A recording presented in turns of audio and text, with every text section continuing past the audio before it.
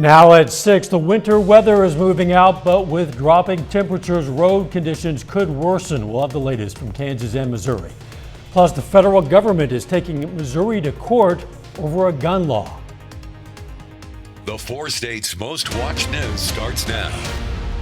The wintry precipitation is over for most of us. In many parts of our area, it left snow and ice.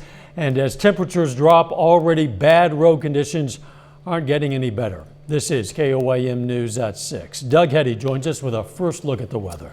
Yeah, we had the freezing rain and sleet for a good chunk of us, and then a little bit of snow on top. Most of the area, for most of the metro, a dusting upwards to 2 inches as you work farther north. And then once you get from like Fort Scott, Chanute, Iola, Yates Center, 4 to 7 inches. The most really from Wichita up toward Kansas City, anywhere from 7 to 10 inches of snow. Because we got mainly freezing rain and sleet, of course, that took away from snowfall amounts, but still a lot of the roads kind of bad across the region. You can see it switching over to that freezing rain, sleet, and then over to snow as we went into the afternoon hours. Now we're breaking out, seeing partly cloudy skies across the region. That's what we're going to see as we go through the evening hours. This system heading out of here, but it's going to get cold. Temperatures upper teens to near 20 degrees. It's still kind of windy. We have those north winds at about 10 to 20 miles per hour. So what's next? We're going to look at that here in just a bit. Catch you then. Tonight we have team coverage of road conditions in the 4 states. We start with Shannon Becker, who's been checking out how things are looking on the Missouri side. Thanks, Dow. We're here at 20th and South Main in Joplin. As you can see behind me, the roads are looking really clear and people driving normal. As Doug said earlier today, that system was almost done. And let's take a look at the MoDOT traffic cameras along I-44. Here's a look at South Main. Seems like areas south of I-44 received more rain instead of that icy mix. I-44 and South Range Line. A little bit further east at the Terra Motel, exit 16, clear roads. And then at Carthage, 18-mile marker, traffic moving as normal. However, it could be a different story in the northern counties we cover, like in Missouri and Vernon and Bates County, or in southeast Kansas and Bourbon County. Could be some slick spots into the evening. I'm Shannon Becker. We'll keep an eye on the roads for you. Reporting for KOAM News now. It's been mostly sleet and freezing rain with snow in the northern counties of Missouri. In the southern counties, it's been a mix of freezing rain, sleet, and flooded roads. Another concern is the dropping temperatures through the night, leading to more freezing.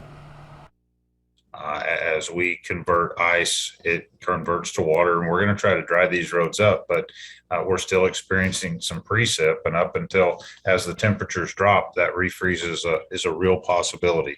So give yourself plenty of time. Certainly don't speed, don't use your cruise control, and be careful. Campbell says they've had to close roads in the southern portion of the district due to flooding concerns, but they have not closed roads due to snow or ice. KOAM's Bronte Zaratsky spent her day in Kansas, where in the northern part of our viewing area, folks saw quite a bit of snow.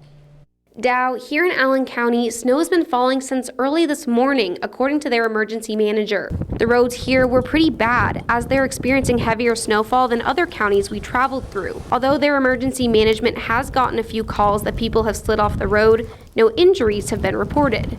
Their main concern has been keeping roads clear.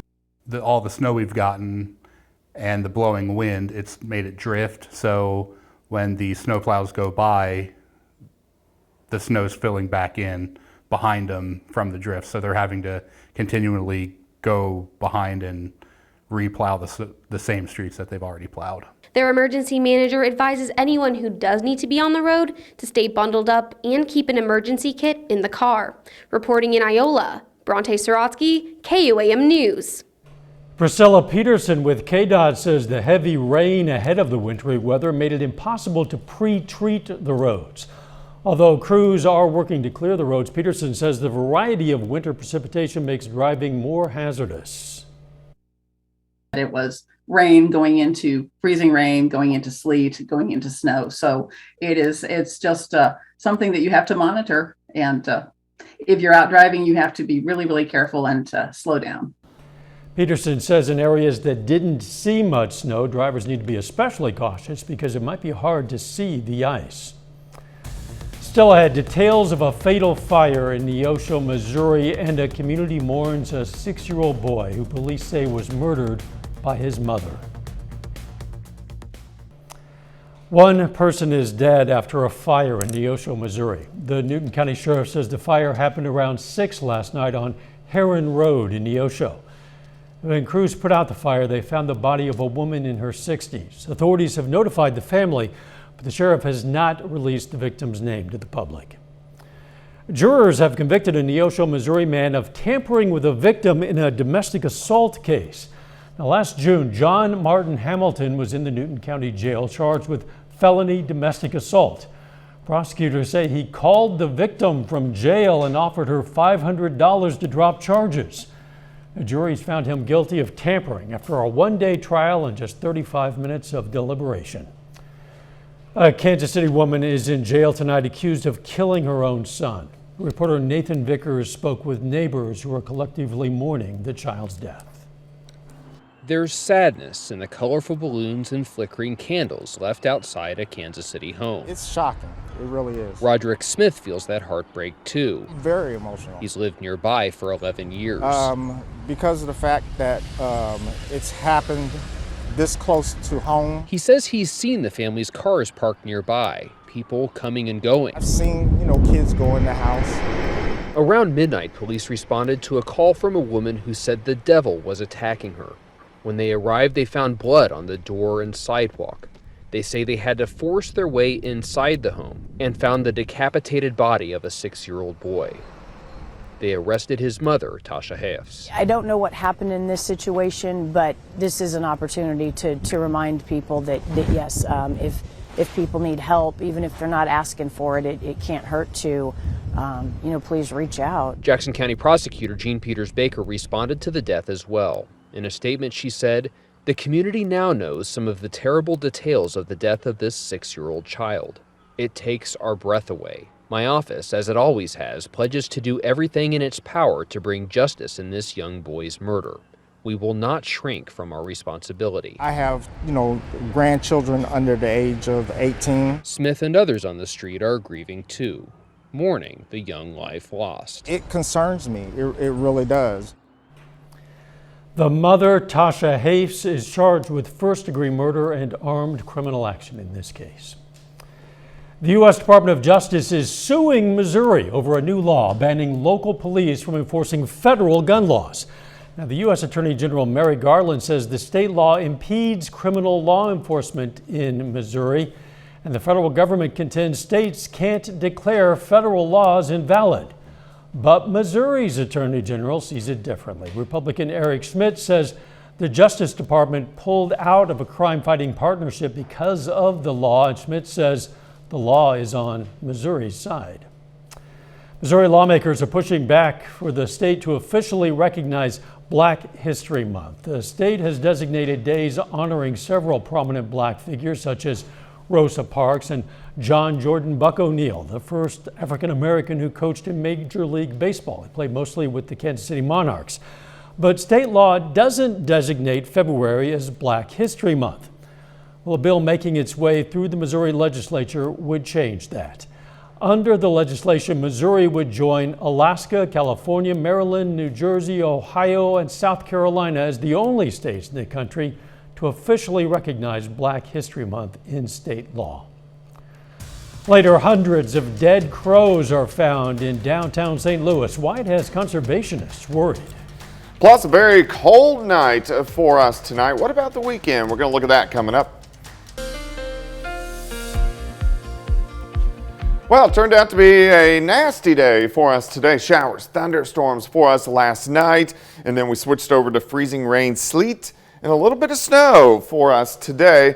Heaviest amounts by far in our northern counties, 4 upwards to 7 inches once you get into our northern counties, and then a 2 to 4 stripe, but most of us fell from a dusting upwards to 2 inches. Most of the metro picked up about 1/4 of an inch of freezing rain and then about 1/2 inch of sleet or so, but still we had some slick spots on the road, and we're still going to have some slick spots out there for us tonight. All right, temps near 20 right now. It is going to drop as we go through the overnight hours. We have these northerly winds, which kind of make it feel a little bit colder than what it actually is. At least the winds are diminishing just a little bit. Nice shot. Here's 7th and range line, and it looks pretty good. The clouds are starting to break up just a bit. All right, we're going to drop back through the teens, but look at our overnight lows. Northern counties 0 to 5. That's because of the snowpack. And then as you work a little bit farther south, we'll be in that kind of 10 to 15 degree range. I think right around Joplin, about 9 degrees or so later on tonight. Back edge of light snow showers rotating through this afternoon, but we did get some heavy amounts of rain, over an inch of rain with showers and thunderstorms last night. And then we actually had thunder sleet early this morning, a few cracks of thunder with the sleet coming down, which I think is pretty cool. Now the clouds are starting to break up just a bit. This system is racing off toward the east, heading away from us. Let's go out toward the west. Nothing going on, so our weather's pretty quiet as we go through the next few days, and then it will start to pick back up once again as we go into next week. All right, tonight, cold. Look at our overnight lows. 3 in Nevada, 3 in Fort Scott, 7 in Pittsburgh, about 10 in Miami, but we do warm things back up tomorrow. We'll get back to about 40, 41 degrees for most of us. Northern counties where that snowpack is thicker, you're going to stay kind of in that 35 to 40 degree range. Tomorrow night, not as chilly, mid-20s, 4 overnight lows, and then as we head into Saturday, it looks pretty good. I think we're going to go into the mid-40s during the afternoon. Then it gets even better. By the time we head into Sunday, we're going to bypass the 50s and jump right into the 60s by Sunday afternoon. On Monday, our next storm system rolls in. This could give us a few showers and thunderstorms on Monday afternoon, but we're into the 60s for highs. This system passes by on Tuesday. We do cool down, and then we got to watch our next system. Wednesday into Thursday, chances for freezing rain, sleet, and snow reappear. All right, for us tonight, down to about 9, 41 tomorrow, 46 on Saturday, 63 on Sunday. So a big turnaround over the next few days. Near 70 on Monday, chances for thunderstorms, and then quite a bit cooler a week from today. Very similar. Snow, high temp of 25. I understand why you get excited by thunder sleet. It was pretty cool. Just the sound. It was cool. And the name Thunder Sleet. It could be a superhero or a pro wrestler. We just don't get it that often, so it's cool to hear. You're right. Thanks, Doug. A murder of crows has been plaguing the courthouse in downtown St. Louis for a long time now, but now a number of the blackbirds are suddenly dropping dead, and some wildlife experts are concerned, as you would imagine. The executive director of the World Bird Sanctuary, Roger Holloway, says a die-off of many animals of the same species indicates a problem. Spokesperson for the Missouri Department of Conservation says the birds weren't physically injured and had no signs of blood. That rules out an attack or shooting. The option of poison is on the table, but it appears only crows were impacted, reducing the chances that that's the cause because, of course, other types of birds would probably have been affected. Another option, a virus or illness. If there is a virus or a bacteria of some kind, that would spread much more quickly, just like we all experienced with the pandemic. When we were close together, we knew that was a better chance for the virus to spread among us. St. Louis officials unsuccessfully tried to use a repellent gel to keep the crows from roosting at the courthouse in December. The gel is laced with compound found in hot peppers, but the birds seem to like eating it. Coming up in sports, we're going to have post-game reaction from last night's rivalry doubleheader between Pitt State and Missouri Southern. And Pitt State men's track and field team climbs to the top spot in the national rankings. Jacob Leonard has that and more next. Pittsburgh State and Missouri Southern basketball split a rivalry doubleheader on Wednesday night in Joplin. On the women's side, the Lions rolled by the Gorillas 80-65 for their 12th straight win. Maddie Stokes and Lacey Stokes came up big for Southern. Maddie finished with a big double-double of 25 points and 13 rebounds. Lacey filled up the stat sheet again with 22 points, 7 assists, and 5 rebounds. Now here she is on getting her first taste of the Pitt State rivalry game.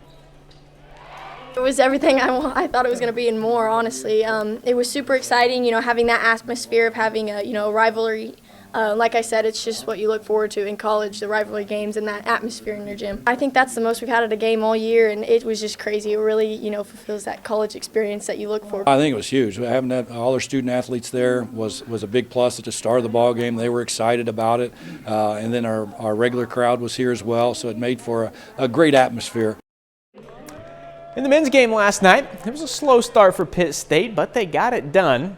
The Gorillas were down by as much as 12 in the first half, turned it around to win 95-82. Bobby Arthur Williams had 11, Tyler Hawkins 18, RJ Lawrence finished with 21. But the story of the night is that guy right there, Magic Relaford. Relaford had his best game so far in a Pitt State uniform, finishing with a team-high 24 points. The Labette County High School product was 5 for 9 from 3, 7 of 14 from the field. He also finished with 5 rebounds, 4 steals, and 3 assists. Well, this week has been a huge week for the Pitt State's men's track and field team. Over the weekend, the Gorillas set 7 new school records, hosting the 7th annual Gorilla Indoor Classic. And that includes sophomore Braylon Brewer and freshman LJ Kiner. Brewer was named the MIAA Men's Track Athlete of the Week after setting a new school record in the 200 and breaking his own school record in the 400. Kiner was the league's Field Athlete of the Week after posting the top mark in Division II this season and breaking the school record in the triple jump. So all that was awesome. Then the Gorillas climbed up a few spots in the national rankings to number 1 for the first time in program history. We've been teeter-tottering around top 5 past few weeks. Finally got to the number 1 spot with this great weekend, but we always have that just the mentality of like, don't even think about it, we just got to keep going, act like we're not even in the top 10, so that's our mentality around it. Me personally, I like us being number 1. I feel like we should have deserved the number 1 spot, but we putting it together is getting close to the time for like championships and everything, so it's good we're all coming together and pulling it all in, so I think it's cool. Well, tonight is senior night for the McCallie Warriors. The Warriors face Thomas Jefferson this evening in their final home game of the season. Now, the girls' game is just getting started in Joplin. McCallie enters the night at 15-10 overall, trying to snap a 5-game losing skid. And we'll have highlights from that one right here tonight at 10. After the girls' game finishes up, the boys will hit the floor at McCallie. It's a tough one for the Warriors, facing the 17-6 Cavaliers. Tip-off for that one is set for around 8 o'clock. That's a look at sports. We're back with more news after this. Now to honor a local veteran, Petty Officer First Class William Earhart served in the U.S. Navy. He's from Pittsburgh, and we are proud to salute Petty Officer First Class William Earhart, tonight's 4-state hero. Jordan Abbey joins us now with a look at what's coming up tonight on KOAM News at 9 on Fox 14. Tonight at 9, going to hear more from local road crews making sure travel is safe during this winter weather. Also, soldiers once again answering the call to serve, but this time in our nation's classrooms amid a teacher shortage. And Move Over Coffee, going to hear about caffeinated donuts. That, of course, much more coming our way tonight. KOAM News at 9 on Fox 14. It might supplement the coffee. It will not replace the coffee. Doug told us yesterday we would see quite a range of precipitation across the area, and boy, we did. Yeah, anywhere from rain in our southern counties to several inches of snow in our northern counties, and it's going to be cold tonight. We're going to drop back right around 10, but we get above freezing tomorrow, which is good news. Please be careful out there. We'll see you back here at 10. Let's make it a great evening.